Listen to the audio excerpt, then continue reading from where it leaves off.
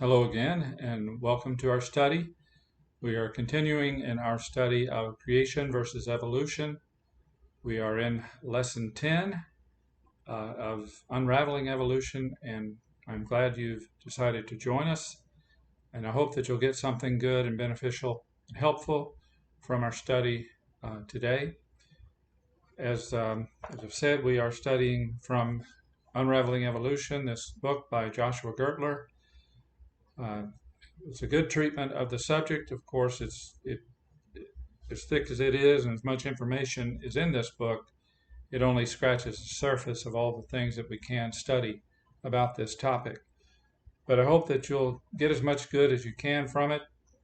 We are in lesson 10 of the book, which is also lesson 10 of our study, which is, I think, the first time we've matched up those two lesson numbers.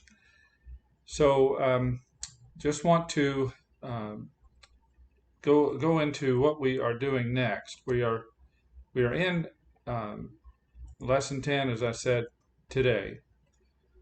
Punctuated Equilibria is what we're talking about in this lesson.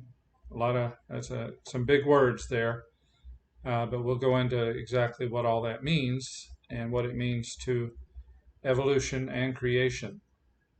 But then after this lesson today, on Wednesday night, we will go into lessons 4 and 5 on theistic evolution. Now, that's a lot of material to cover in just one class, I understand. So I ask you to just cover as much of that material as you can between now and Wednesday night, and just prepare as much as possible. At least read through the material if you have time, so you'll be prepared for our discussion on the failings of theistic evolution. Then when we finish lesson 5, that will be the end of our study in this book. After that, we will leave the book for the next 4 classes, and we will go into what we are calling the ultimate proof of creation, which is a little bit different way of looking at this topic. Instead of just looking at evidence, physical evidence, astronomical evidence, biological evidence, fossil evidence, we're leaving that aside, and we're going into a little bit more of the background, the philosophy of the argument and the debate. And we're getting down to the deeper part of it and the nitty-gritty of it, you might say. So I'm really excited about that, and I think you'll get something good out of it. So I know I'm teasing that and building it up, but I believe it'll be beneficial to all of us. So we get into our study of punctuated equilibria. You know, we have spent a lot of time talking about the fact that Darwinian evolution and even NeoDarwinism evolution is inadequate to explain everything as we see it when we study in the lab. So, and many evolutionists have come to that conclusion also, and they know that there are many shortcomings to their theories. So, a new doctrine is needed. They have got to come up with something different to explain all the shortcomings that we have been pointing out all these years. Because many evolutionists have been casting serious doubts on NeoDarwinism. And that's primarily due to the fact that there is a lack of transitional fossils as we have discussed in previous classes. A transitional fossil, of course, is a fossil of an organism or an animal that shows a transition from one kind to another kind, or one type to another kind, or one class or family or order or species from one to another. There are none that can be pointed to as an absolutely factual transitional fossil. So what are they going to do with this fact? Now, this lack of transitional fossils is not due to their lack of trying. In fact, they have engaged in an intense search for these fossils, as we've discussed over the last 150 years. since Darwin's book, The Origin of Species, came out. An intense search, and they have found, I think I told you before, 100,000 different species. Well, that was old information apparently. Up to 300,000 different species of organisms, animals, have been found in fossilized form, but not one of them can be pointed to with certainty as a transitional form between two different kinds.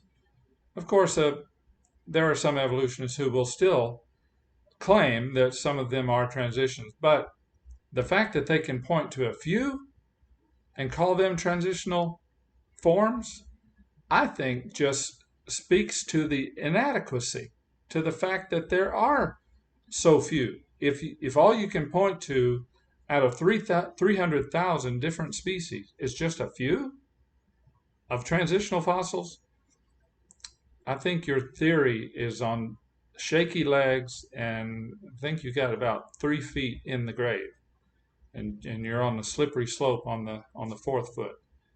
So, therefore, a new doctrine to explain the facts as we know them is needed, because when we look at the fossils, when they try to explain the fossils according to NeoDarwinism, NeoDarwinism requires very slow change over millions of years. That's what Darwin's theory purports.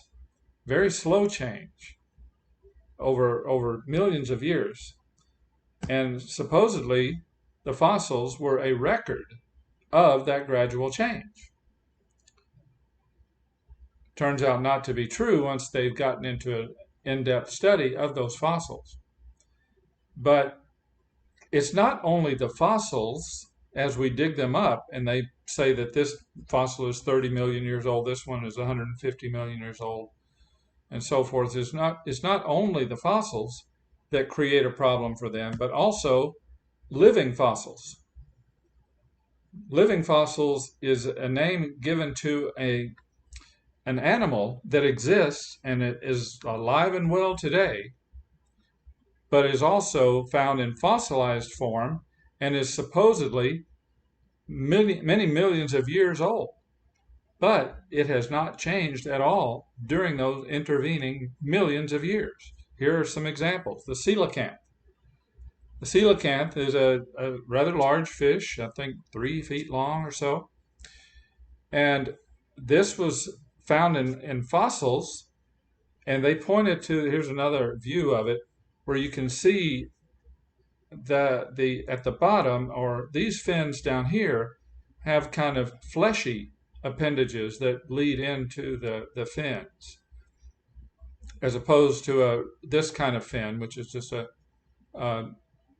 there's no flesh in that type of fin. Well, these fins, they say, show that these are beginning to develop into legs, and they would become reptiles. So they're beginning their transition into reptiles. So the coelacanth was found in rock that was supposedly 65 million years old. And they said this was an animal that was in transition to reptiles until 1938, when a coelacanth, alive and well, was caught off the coast of South Africa. And it looked just like the fossils that they found that were supposedly 65 million years old. And not one bit of change had happened during that 65 million years. Even though they tell us that evolution is ongoing and it cannot be stopped, it is a gradual change, but it is a change, and it's going somewhere. But that apparently didn't happen to the coelacanth. He got to this point, and they said that these legs are in their transition, or these fins, these fleshy fins, are in their transition to legs. But apparently they stopped their transition. They stopped their evolution. And when they found a fossil that was, found a live fish that was no different from the fossils. Another living fossil is the aptly named pig-nosed turtle. This is an aquatic turtle. Isn't he a lovely little guy? But a living animal that is no different, or no noticeable difference between it and fossilized pig-nosed turtles that are supposedly 140 million years old. No change during that 140 million years.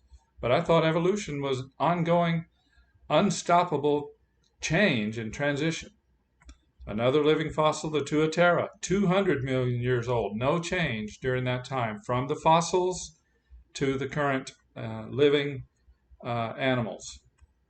And a lovely and talented hagfish, which is not really a fish at all, but that's just the name that they call it, because the hag part looks right, but the fish part doesn't.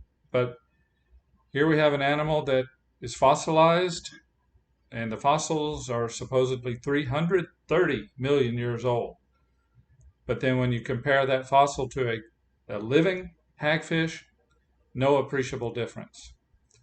And then the granddaddy of them all, the horseshoe crab, 450 million years of no change at all from the fossilized animals that they can dig up and the current living, live and well animals that are on the earth today. No change at all over 450 million years. That's why they call these living fossils. They look no different than the fossilized animals from millions and millions of years ago. And this is a problem for evolution. So many of them, many evolutionists, actually know that Darwinism is false. Niles Eldredge and Ian Tattersall wrote in 1982, "If ever there was a myth, it is that evolution is a process of constant change." So that's the essence of Darwinism. So Niles Eldredge is saying that Darwinism is a myth. Dr. Ernest Houghton says, "Many anthropologists, including myself, have sinned against genetic science and are leaning on a broken reed when we depend on mutations." So they know that fossils do not prove Darwinian evolution, and they also know that mutations do not prove and do not support Darwinian evolution. They call it a broken reed. Leaning on a broken reed means you've got nothing to support you. So that kind of puts an end to Darwinism. And another quote, "Today our duty is to destroy the myth of evolution from it being considered as a simple, understood, and explained phenomenon which keeps rapidly unfolding before us." He says that Darwinian evolution is a myth. This is Dr. Pierre-Paul Grasset. He also said the deceit, he calls it deceit, is sometimes unconscious, but not always. He says people purposely overlook reality and refuse to acknowledge the inadequacies and the falsity of their beliefs. These are strong words. They're saying that Darwin is a myth. Darwinism is a myth. It is deceit. It is inadequate, and it is false. And these are evolutionists. They certainly don't believe in creation. So we learn from all this that NeoDarwinism is inherently flawed. It has no support in the fossil record and in biological study. But evolution itself is not abandoned, of course. So they've tried to come up with other alternatives to Darwinism and NeoDarwinism. They've come up with something like 23 new mechanisms for evolution. But none of them have risen to the top as being the best and the unquestioned hero of evolution. Kind of reminds me of the John F. Kennedy assassination conspiracy, how that many people have taken on a study, a lifelong study of the John F. Kennedy assassination in 1963. And they say that there is no way that some poor, uneducated, lone nut named Lee Harvey Oswald could have perpetrated something that was so earth-shattering, so major as the assassination of the President of the United States, John Kennedy. There's no way that could happen. So they decided it must have been some big thing, some conspiracy. And they have written, get this, over 900 books on the assassination of John Kennedy. And many theories have come out by these authors as to what their conspiracy theory is. Well, if there was a conspiracy in the assassination of John Kennedy, the truth would have come out. It would have been clear. Why are there so many different and conflicting theories? They can't all be true. In fact, no two of them can be true. But there are tons and tons of theories on this. Now, I'm not here to talk about the assassination of Kennedy. I'm just using this as an example. This reminds me of, or the evolution situation reminds me of the John F. Kennedy situation. Because if evolution were true, the evidence would be so clear that it would be unmistakable. You wouldn't have to come up with 23 different mechanisms for evolution. Darwinism wouldn't have failed. They wouldn't have had to search and come up with new theories and change their theories whenever they go to the lab and discover something new, because it would have been clear. But problem is, some people know NeoDarwinism is false, but they continue to support it and claim it as truth. They claim it tooth and claw. I mean, with vehement enthusiasm. But they know in their hearts that it is false, so a new doctrine is needed.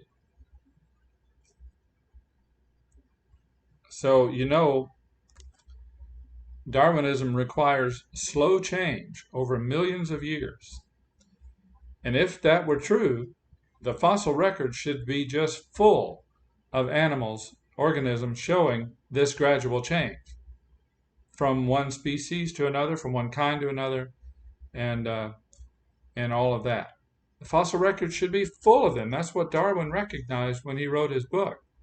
He said, we haven't found them yet, but we'll start digging and we'll find them. The earth is going to be full of them. But here's one thing I want you to realize. Not only would the fossil record be full of animals showing gradual change, but the living world would show these gradual changes.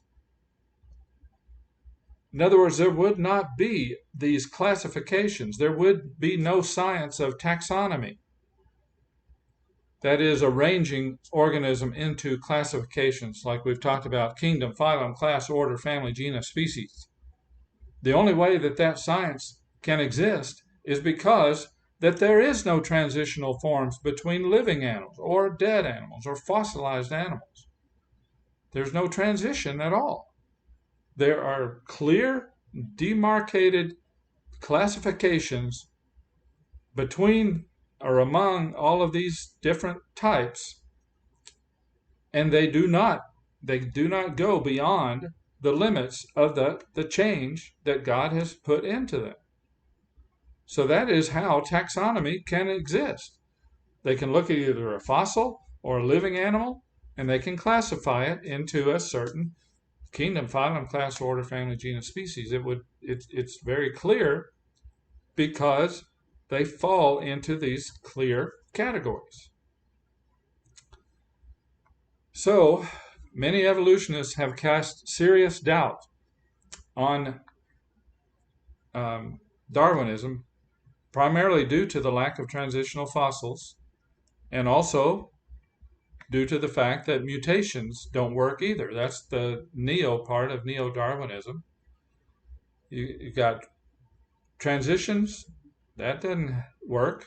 You got mutation, that doesn't work because they're virtually always harmless or even lethal. That is, it either makes them where they are not viable and they can't pass on their changes, or it just kills them. So, a man named Schindewolf and later Goldschmidt proposed the idea of hopeful monsters. Now, hopeful monsters was the idea, I mean, just think of what you would have to come up with if you finally had to come to grips with the fact that Darwinism doesn't work. There's no transitional fossils, so what are we going to do with that? Well, I know evolution happened, so I guess a reptile laid an egg, and when it hatched, it was a bird. That's the hopeful monster. Well, it had to happen in rapid bursts because there's no evidence of gradual change. So you can imagine what the science world did with this when it was first proposed. It was laughed at. These guys were laughed at when they proposed this idea. It was rejected by and large as just an absurdity and totally impossible. Well, some years later, the hopeful monster idea was refined into an hypothesis called punctuated equilibria. And that is defined as, think of equilibrium as a long period of stasis. Stasis just means a period of no change. So long period of stasis punctuated by sudden abrupt evolutionary transitions. So you've got equilibrium, punctuation, equilibrium, punctuation, equilibrium, and so forth. So you've got punctuated equilibria, that's the plural of equilibrium, and I use equilibria, the plural, because there are many, according to the theory, many punctuations to many different equilibria. So anyway, that's how they define it. That's what they've come up with. But when you think about it, when they came up with this hypothesis, this was a tacit admission that Darwin was wrong, and that they themselves have been wrong for 150 years since Darwin. And think of all of it wasn't just in their minds that they were holding this theory.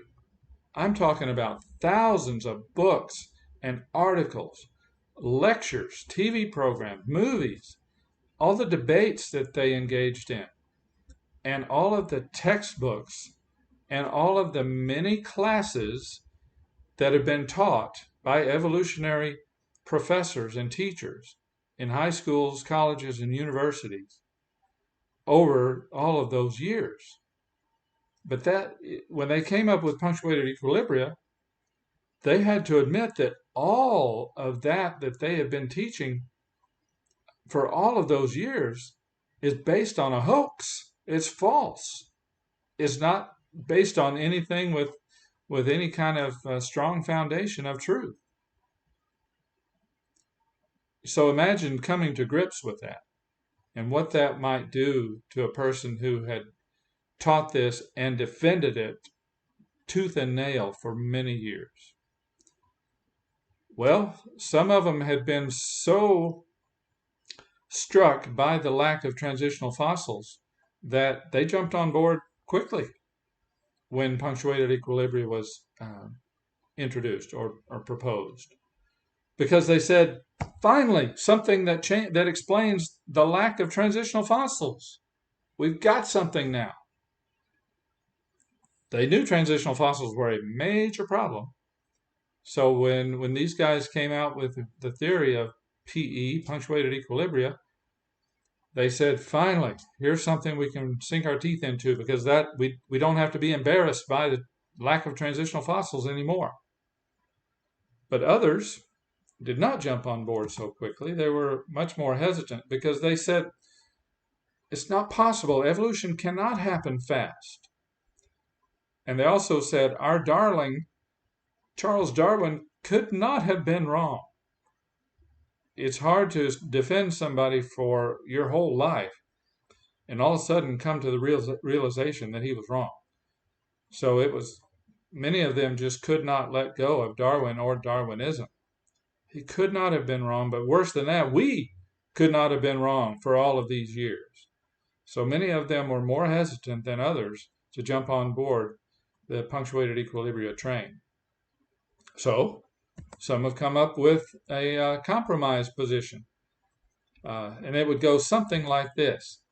If the if the fossil record shows gradual change and transitional forms, and if mutations can account for evolutionary progress, then Neo-Darwinian evolution did occur.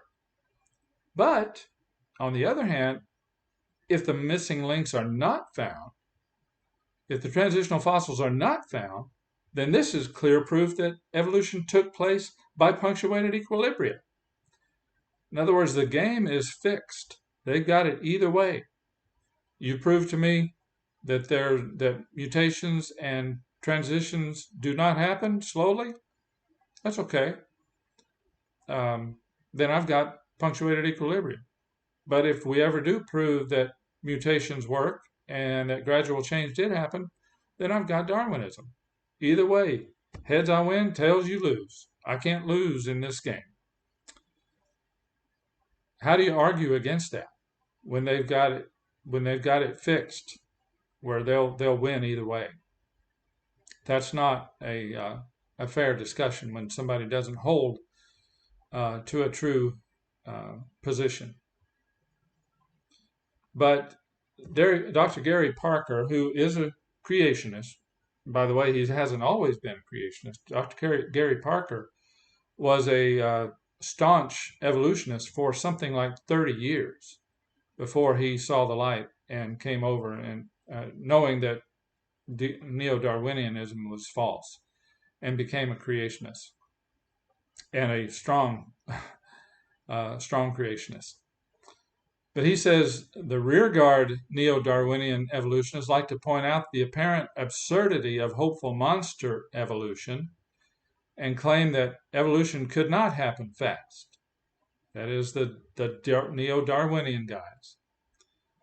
But the punctuational evolutionists point to genetic limits and the fossil evidence to show that evolution does not happen slowly. The creationist simply agrees with both sides. Evolution couldn't happen fast, and it didn't happen slowly. So that's what you've got. You've got one group saying that it happened rapidly, the punctuationists, and then the others saying, no, evolution could not happen rapidly, it happened slowly. That is the Darwinist. So they are fighting it out amongst themselves, when creationists are kind of sitting back and saying, well, you're both wrong. Or you're both right, depending on how you want to look at it.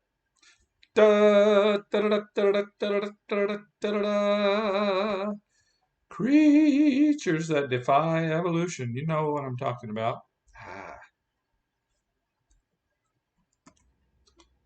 Sorry about that little glitch. Creatures that defy evolution. Here we are, we're talking about animals that cannot be explained by evolutionary theory. Today we are going to look at the heartworm life cycle. The life cycle of a heartworm. Now, a heartworm, of course, is a parasite. If you've got a dog, you've probably heard of heartworms, that you try to avoid that. You give them medicine to try to prevent heartworms, and you take them to the vet and make sure they don't get infected with these parasites. So let's look at the life cycle of a heartworm. May not be as fun and exciting as some of the other creatures that defy evolution that we've looked at, but it is fascinating. So let's look at it. All right, the heartworm life cycle. Here we have a dog. Looks like a happy dog, but except for the fact that bitten by a mosquito, and it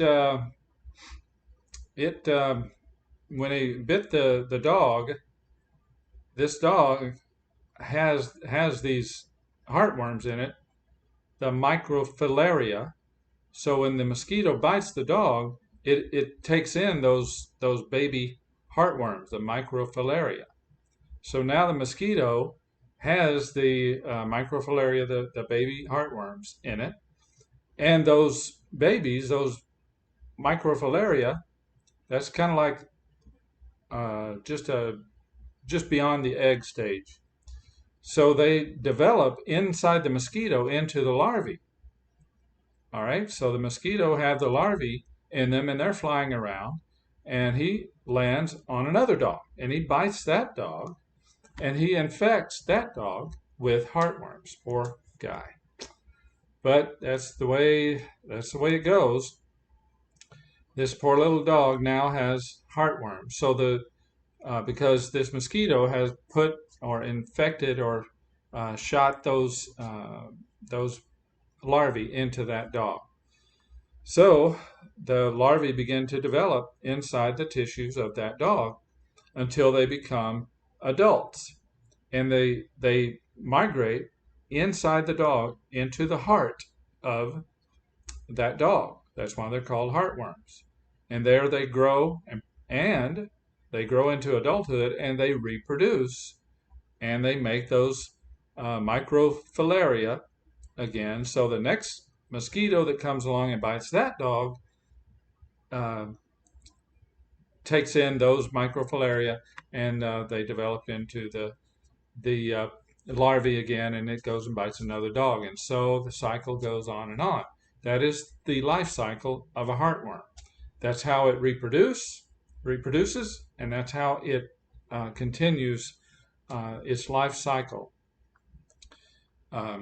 through this process. It's just an amazing process how it works, because the heartworm depends on a dog as its host. So the heartworm cannot exist without dogs in which that larvae grows into adulthood and reproduces. But the heartworm also depends on the mosquito to reproduce, to go from dog to dog. That's the only way it can reproduce. But according to evolution, the heartworm evolved millions of years before the mosquito or the dog. But the heartworm is absolutely dependent on both the dog and the mosquito to survive or to reproduce. That's the only way that the heartworm can reproduce and make other little bitty heartworms.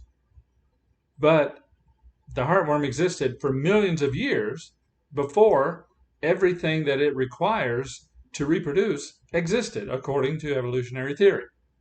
Millions of years before the dog or the mosquito evolved. This is something that evolution cannot account for. This is a creature that defies evolutionary explanations.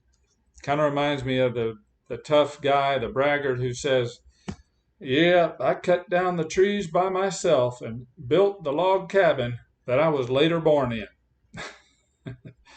He's got it kind of backwards. You can't have it both ways. So that's kind of the same thing with the evolution of this animal. It could not have happened. The heartworm could not have evolved because it requires on something that didn't happen or didn't occur in the evolutionary time scale for millions of years. Genesis 1, verses 24 through 25. Then God said, "Let the earth bring forth the living creature according to his kind, cattle and creeping thing and beasts of the earth, each according to its kind." And it was so. And God made the beast of the earth according to its kind, cattle according to its kind, and everything that creeps on the earth according to its kind. And God saw that it was good. So God made the creeping thing That includes heartworms and mosquitoes, and he made the beasts of the earth on the same day. They did not evolve on their own millions of years apart. This is a creature that defies evolution, but it's explained by the one who created them, God himself. All right, so we go back to Punctuated Equilibria. This is a quote from Stephen Jay Gould and Niles Eldredge. Gould said, Darwinian extrapolation cannot fully explain large-scale change in the history of life. In other words, he's just saying Darwin had it wrong. Darwin theory does not account for the large-scale change in the history of life, that tree of life that we talked about.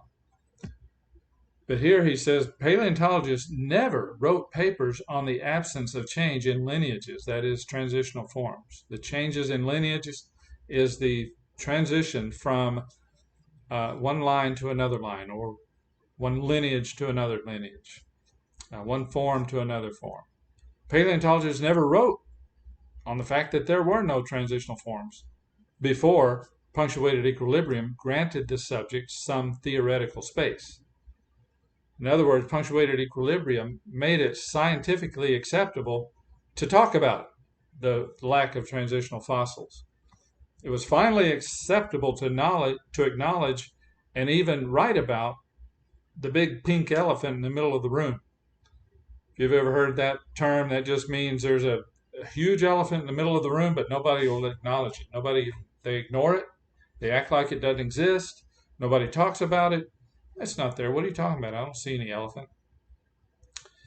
Well, that's the way it was with Darwinian evolution. They knew that there were no transitional forms in the fossil record, but nobody talked about it because they knew that that was extremely damaging to their theory. Well, now punctuated equilibria comes along, and now they can talk about it because there's an answer to creationists calling out that problem of the lack of transitional fossils. Problem is, there's no proof for punctuated equilibria. Punctuated equilibria advocates readily admit that they have no evidence to support their hypothesis, but it must have occurred because it is the only viable alternative to NeoDarwinism. Remember those 23 mechanisms we talked about before? None of those have stuck because they just don't work. Punctuated equilibria, so they say this is the only viable alternative to Darwinism. So let's look at it. Here we got fact. There are no transitional fossils. Fact. Mutations cannot bring about improvement. That is gradual change and evolutionary change, how we always talk about getting bigger and better and faster and stronger and smarter. Mutation cannot account for that. So, conclude from that, Darwinism is rejected. All right, we move on from that. Fact, gradualism, that is Darwinism, is not a viable mechanism for evolution. And so-called fact, according to them, evolution did occur. We know that. It didn't happen by gradualism or Darwinism, but it did occur. All right, fact, we've got to account for the lack of transitional fossils. So, what do we conclude from that? The only possible explanation is sudden, rapid bursts of evolution. Wrap it up this way. The only evidence for punctuated equilibria is the lack of evidence. There's no evidence for it. There's no transitional fossils, but they know evolution happened. So that leads them to the conclusion that evolution had to have happened in sudden, rapid bursts. There's no evidence. And that's my evidence that punctuated equilibria is true. It's kind of humorous. I have to admit, this is funny to see them try to support this by the fact that they have no evidence for Darwinism. when the evidence should point them to God, to creation. Just think about this. The only evidence for punctuated equilibrium is the fact that there is a lack of evidence. Try that in a court of law sometime. In other words, you say, well, I know that this guy killed that woman, and we thought for a long time that he killed her by poisoning. We believed it. We tried to support it. We defended the fact that he killed her by poisoning. But now that's been disproven. We don't have any proof of it. So we've come up with a new theory. He just worried her to death. Or he killed her by voodoo or by magic or something like that. In other words, what's my proof that he killed her by voodoo or by magic? The fact that there's no evidence that he killed her at all. That's my evidence. In other words, my evidence is a lack of evidence. So it's humorous, but it's serious, because punctuated equilibria is kind of catching on, even though there is no actual evidence for it, only a lack of evidence for Darwinism. All right, so with that, we will conclude our study for today. Remember, on Wednesday night, we will jump into lessons 4 and 5 in your Unraveling Evolution book. Do as much of those lessons as you can, and we'll be ready to talk about that, because it's kind of a compromise where people know that there's no evidence for evolution, but they don't like being an outcast by evolutionists if you're a creationist, so they try to put the two together. So it's theistic evolution. So we'll talk about that in the next class, and look forward to that, and plan to see you then, Lord willing. Thanks.